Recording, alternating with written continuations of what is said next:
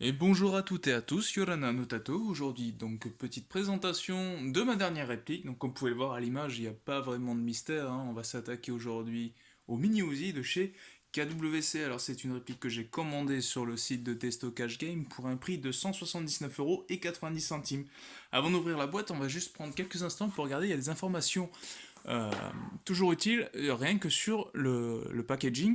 À savoir donc qu'il est indiqué que c'était une réplique qui fonctionnait au CO2, qui dispose d'un mode full auto. Je crois que c'est sur le dessus. Alors attendez, voilà. Hop là. Échelle 1.1 et fonctionnement blowback. Reangle operation including ejection port and hold open. En gros, vous avez donc un système qui va maintenir la culasse ouverte en fin de chargeur. On a donc théoriquement une réplique qui va imiter au mieux le fonctionnement du Mini Uzi. À l'arrière également, toujours des infos très sympathiques. Alors, pour le coup, là, on va avoir droit aux infos les moins sympas. Si vous avez un œil de lynx comme moi, vous avez remarqué la puissance, en fait, un Velocity, c'est pour la vitesse à la sortie de la bouche, qu'on peut convertir en puissance, et 135 mètres secondes, ça veut tout simplement dire que vous ne pourrez pas jouer avec en association, quoi, tout simplement. On est donc sur du 440 FPS, cela dit, hop-up ajustable, matériel half metal, comme il est précisé ici. Full metal, on va voir qu'ils se sont un peu foutus de notre gueule quand même, hein. Hop là. Alors, en ouvrant cette réplique, on retrouve donc la notice en français qui est rajoutée dès que la réplique est vendue en métropole. On retrouve une tige de chargement pour les chargeurs. Alors, ce sont des tiges qui sont peut-être un peu encombrantes et chiantes à utiliser. Par contre, c'est pratique pour les chargeurs, sauf pour ceux-ci. L'avantage qu'il a, en fait, c'est que vous pouvez utiliser un simple BB Loader pour AEG sans embout. Il fonctionnera très bien dessus. Vous allez voir, on regardera ça après. On retrouve le manuel d'utilisation de la réplique. Celui-ci, gardez-le, lisez-le, ne serait-ce que pour la partie démontage de votre GBBR, pour l'entretien notamment. C'est pas des répliques communes et vaut mieux se renseigner avant de l'ouvrir et faire péter un truc. Et enfin, le petit catalogue constructeur. Donc, si jamais vous cherchez une autre réplique de la gamme KWC, hein, on a bien sûr la réplique et son chargeur, mais avant, on va regarder dans le petit côté là, un échantillon de billes et la clé Allen pour pouvoir installer la capsule de CO2 dans votre chargeur. Allez, je sors la réplique. Alors, je vais mettre ça comme ça. Alors, avant de continuer la présentation de cette réplique, je vais prendre quelques minutes pour vous parler non plus de la réplique, mais de l'arme, hein, à savoir le mini Uzi. Et donc du Uzi, parce que fatalement, on ne peut pas évoquer l'un sans parler de l'autre. Alors le Uzi, c'est un des premiers pistolets mitrailleurs de seconde génération à avoir été développé dans les années 50 par IMI en Israël. La production de masse, elle a vraiment commencé dans les années 60, mais grosso modo, c'est un pistolet mitrailleur en 9 mm qui opérait à culasse ouverte, fabrication en tôle emboutie, garniture en matière plastique. Cette arme a connu un énorme succès. 10 millions d'exemplaires à travers le monde, beaucoup de pays l'ont produit sous licence et la FNR elle-même l'a produit sous licence. Pour ce qui est du Mini Uzi, je n'ai pas de date précise quant à son développement et à sa production. Mon hypothèse à moi, c'est que elle a dû arriver dans le début des années 70 ou 80 pour répondre à des besoins bien précis. Encore une fois, je pense que ce sont ou les forces de l'ordre ou plus précisément des unités antiterroristes qui ont eu besoin d'armes encore plus compactes, hein, plus faciles à dissimuler pour mener leur mission à bien. Toujours est-il que le mini Uzi a conservé beaucoup de son grand frère le Uzi.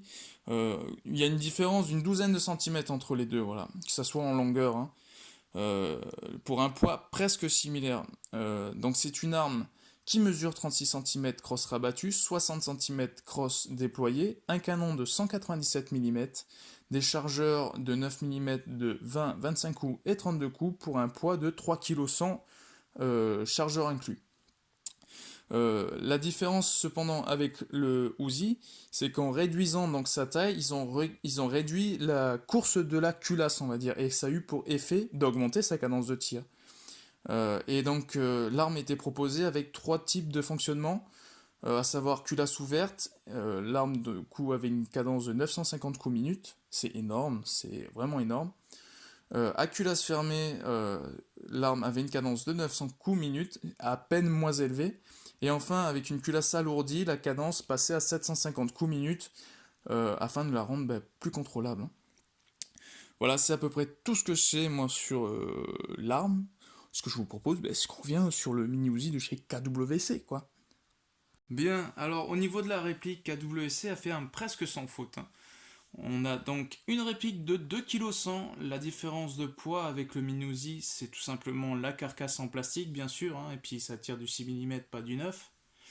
La réplique mesure 36 cm crosse fermée comme l'arme. Notez que le talon de la crosse peut être utilisé comme une poignée à l'avant. C'est peut-être un vieux design, mais ça fonctionne toujours aussi bien, hein. On a une réplique de 60 cm quand on ouvre la crosse.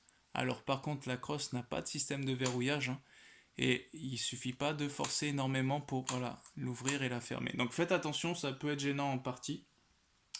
Le canon interne, quant à lui, mesure 180 mm de long. Il n'y a pas d'information sur le diamètre interne. J'espère que c'est un 6,05 et avec énormément de chance, vous avez un 6,03. Voilà. Le chargeur fourni avec a une capacité de 40 coups et on en reparlera à la fin de la vidéo. Il y a des bons points à dire dessus. Cependant, on a vu donc que c'était pas du half métal, half plastique. Et bien sûr, on a vu la puissance de la réplique.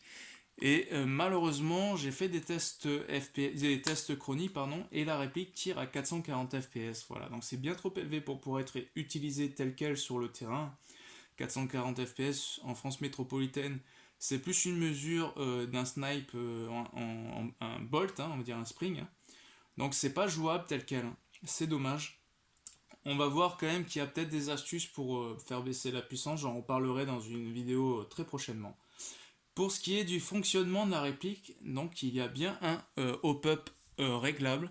L'excellent point ici chez KWC, c'est que le réglage du hop-up ne se fait pas via la fenêtre d'éjection, hein, de la réplique, mais via la molette ici à l'avant de la réplique. Donc si vous voulez augmenter l'effet hop-up pour que vos billes lèvent un petit peu plus, vous avez juste à tourner dans le sens des aiguilles d'une montre, voilà. Et au contraire, si vous voulez diminuer l'effet hop-up, il faudra au préalable venir appuyer et garder sous pression le levier et dévisser. Voilà.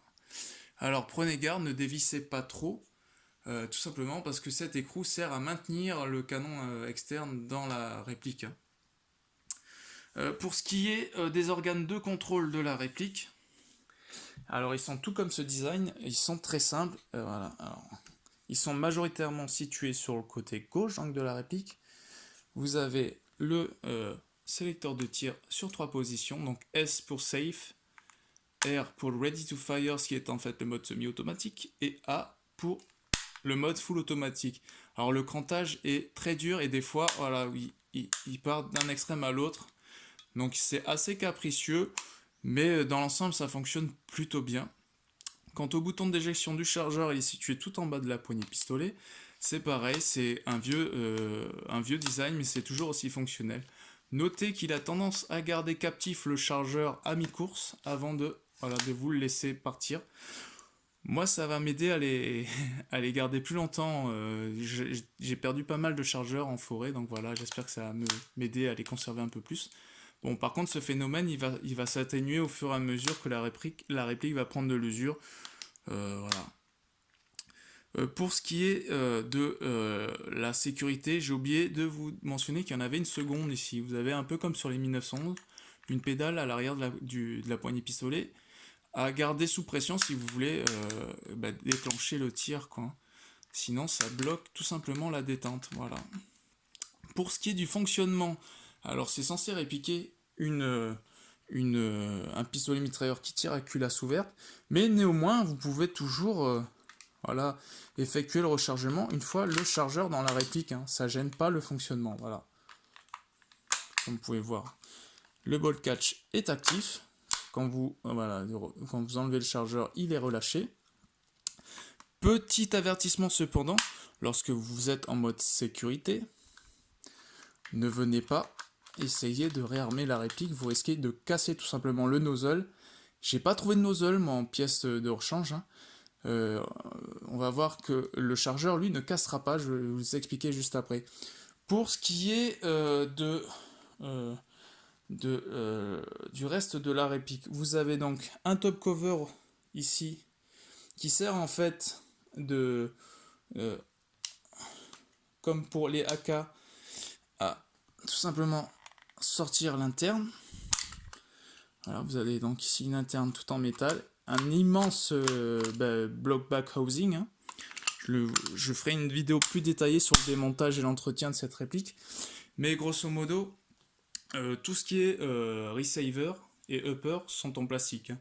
À noter que seule la crosse, cette goupille, l'anneau ici pour attacher une sangle, le chargeur bien sûr, et le canon et la molette sont en métal, le top cover et le levier également. Les organes de visée sont également en métal. On va prendre quelques instants d'ailleurs pour vous montrer un petit peu ça. Alors, pour ce qui est de la mire arrière, il y a deux positions sur une équerre. Cependant, les trous sont identiques, hein, pour les deux, donc aucune idée, aucune utilité. Réglable en dérive, mais l'outil pour le réglage n'est pas fourni. Cependant, vous pouvez le régler à la main, il n'y a pas de souci. Quant au levier d'armement, vous pouvez voir qu'il a été évidé pour ne pas obstruer la visée, un peu comme sur les Thompson, les pistolets mitrailleurs de chez Thompson de Seconde Guerre mondiale. C'est sympathique, c'est encore une fois un design vieux, mais fonctionnel. La mire à l'avant est elle aussi en métal, c'est une hausse toute simple, qui n'est réglable qu'en hauteur. Encore une fois, l'outil n'est pas fourni, et là c'est un petit peu plus compliqué pour le faire à la main, mais pas impossible. Donc les grandes oreilles par contre qui viennent protéger, hein, les organes de visée, eux sont en plastique.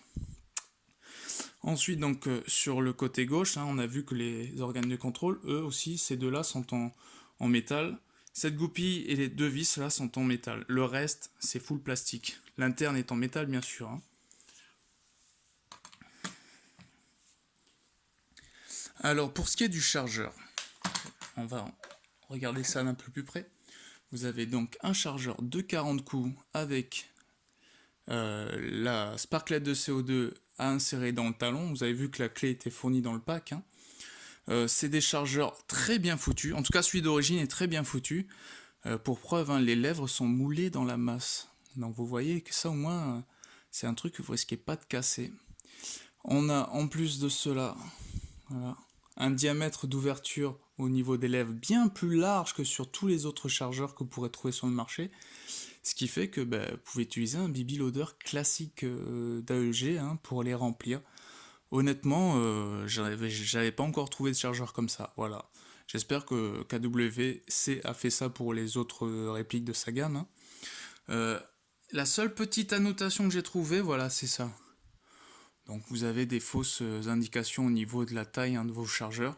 Et un petit V2 en bas. Si vous cherchez des chargeurs supplémentaires, sachez qu'il y en a de disponibles sur le site de Phoenix Airsoft. Voilà, donc par contre c'est Swiss Arm.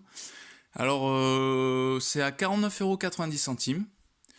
Et Swiss Arm, donc ces chargeurs, ils ont eu la mauvaise idée d'indiquer, vous voyez, on a une nouvelle version puissance accrue. Oui, mais bon, la réplique fait déjà 440 FPS. Bon, moi j'ai quand même fait donc des essais avec, hein, donc j'en ai ouvert un. Et donc ça c'est celui de chez Swiss Arm, hein. Vous pouvez voir qu'il n'y a pas vraiment de différence, pardon, entre les deux, hein. Au niveau de la finition, celui de Swiss Arm brille moins, au niveau de la peinture c'est un peu plus mat. Au niveau du gaz route aussi, voilà, la seule différence c'est que celui d'origine a un profil légèrement ovale et celui de chez Swiss Arm est bien carré, quoi. Sinon c'est la même contenance, c'est le même fonctionnement, hein, comme vous avez pu le voir. Cependant, oui, parce que il faut que je finisse un petit peu ma théorie sur ceux de chez Swiss Arm, pardon. Ne sont pas plus puissants. Ils sont même beaucoup moins puissants. Alors, beaucoup moins, ils sont trop élevés quand même, hein. Donc, j'ai effectué des tests chronie avec celui-ci aussi.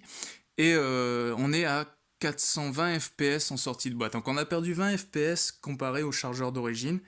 Mais par contre, ils ont une moins bonne régularité. À savoir qu'avec le chargeur d'origine.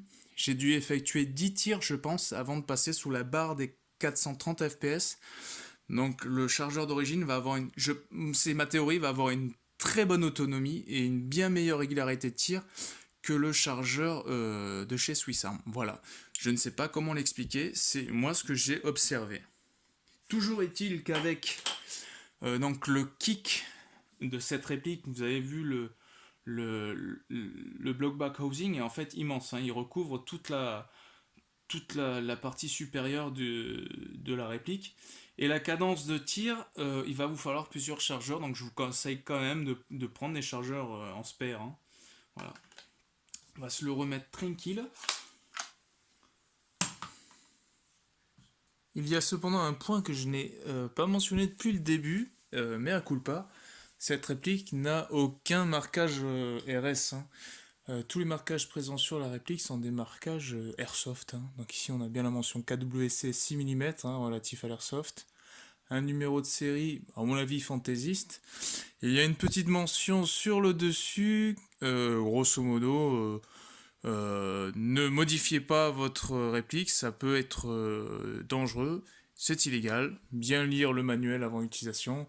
Et également sous le boîtier ici de culasse, on retrouve voilà, une autre inscription. Grosso modo, ne jamais pointer la réplique sur quelqu'un ou quelque chose que vous ne voulez pas tirer. Enfin bref, normalement quand on n'est pas trop con, on le sait déjà quoi.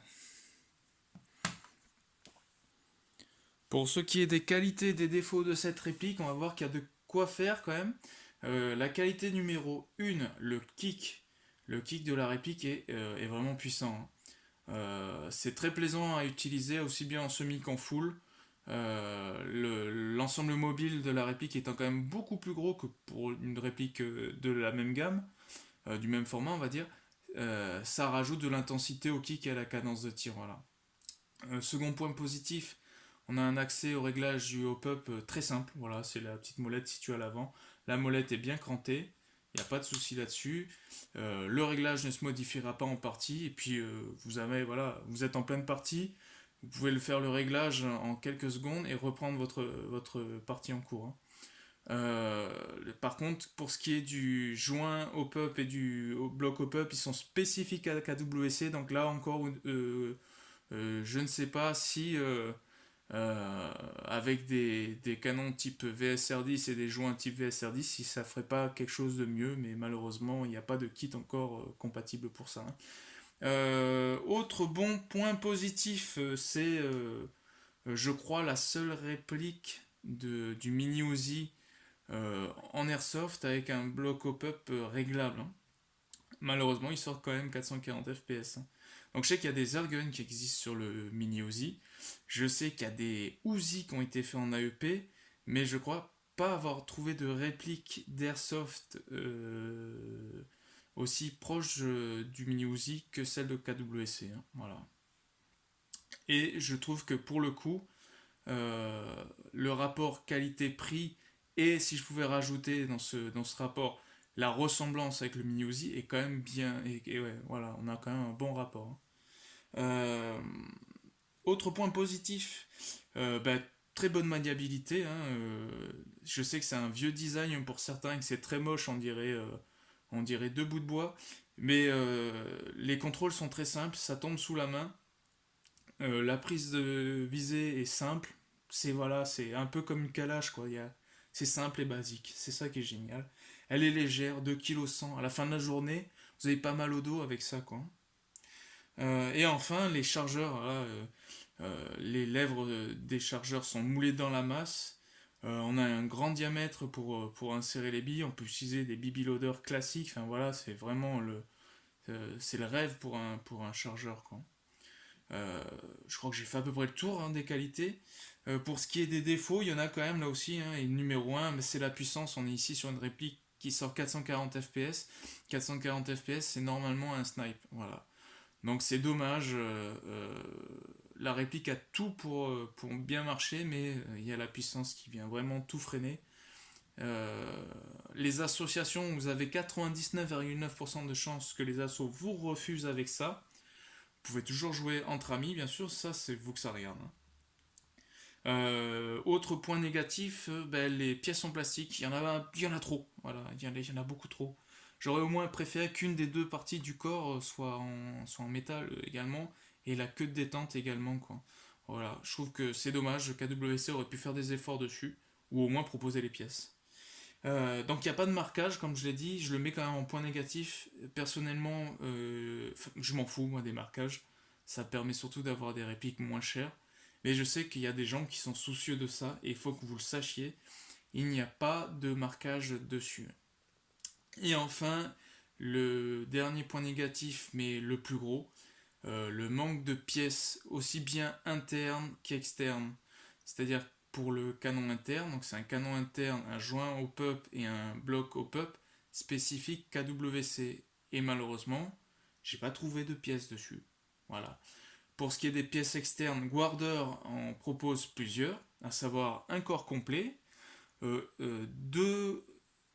trois canons externes différents. Alors, un canon externe avec un pas de vis en 14 mm inversé et un canon externe type carabine avec le canon interne fourni avec, hein, qui vous rallonge la réplique et vous avez un canon interne de 300 mm. Donc là, ça devient, ouais, ça devient intéressant, hein.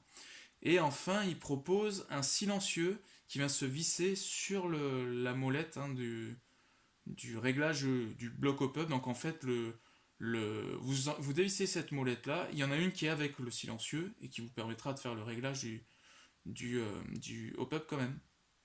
C'est à peu près tout ce que j'ai trouvé en pièces externes. Pour ce qui est des pièces internes, vous ne pourrez pas trouver grand chose non plus, hein. J'ai pas trouvé de nozzle de rechange, j'ai pas trouvé de nozzle moins puissant par exemple. J'ai trouvé quelques guides ressorts et compagnie, mais c'est tout, hein. C'est très limité, voilà, en pièces internes.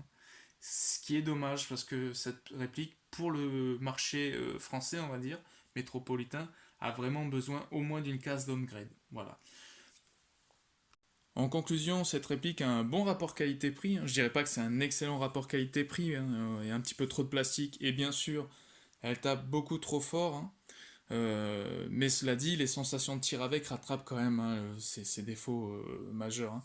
Euh, c'est une réplique exotique, donc je pense que je la conseillerais déjà qu'à ceux qui aiment, hein, les mini Uzi et à ceux qui collectionnent les répliques. Alors il ne faut pas que ça soit un collectionneur trop regardant, hein, au niveau des marquages, mais oui, si vous aimez les répliques hors du commun, ça risque fortement de vous plaire. Idéalement, si ça sortait entre 300 et 350 FPS, ça aurait été par exemple une des, je pense, une très bonne réplique pour jouer en CQB, hein. Pour nettoyer les pièces avec, ça aurait été un régal, hein. C'est une réplique qui aurait pu plaire aussi pour les snipers en tant que backup. Il y a de quoi faire reculer hein, les adversaires qui arriveraient derrière, hein. Une bonne réplique peut-être aussi pour les rushers, à savoir ceux qui aiment bah, se déplacer rapidement, hein, qui sont tout le temps en mouvement pour aller bah, chercher leur cible ou remplir leurs objectifs. Voilà, par exemple, c'est une réplique que je déconseille aux débutants. Alors, c'est pas une question d'âge, hein. La plupart des débutants ont un budget un petit peu plus limité, et je pense qu'un bon vieil AEG sera plus conseillé pour un débutant, quoi. Ou alors la version AEP peut-être pourra être plus destinée à un débutant, hein. Euh, Là, pour pouvoir jouer de manière optimale avec cette réplique, déjà, il faut baisser la puissance, et enfin, il faut au moins deux chargeurs supplémentaires. Ça fait 100 balles de plus. Donc si vous êtes débutant, à cela, ben, rajoutez au moins les lunettes, hein, de protection qui vont aller avec, ou un bon masque de protection. Moi je vous conseillerais, voilà, plus de vous tourner vers la version AEP. Voilà, c'est à peu près tout, hein, pour cette vidéo de présentation. J'espère que j'ai pas débordé trop sur le timing, hein. Mais oui, en somme, c'est quand même une réplique très fun à utiliser, voilà. J'espère en tout cas trouver d'autres accessoires et surtout un moyen de faire baisser la puissance. Et dès que j'ai trouvé ça, je manquerai pas de vous le montrer en image. Sur ce, je vous dis à toutes et à tous une excellente journée et je vous dis à la prochaine. Allez, nana.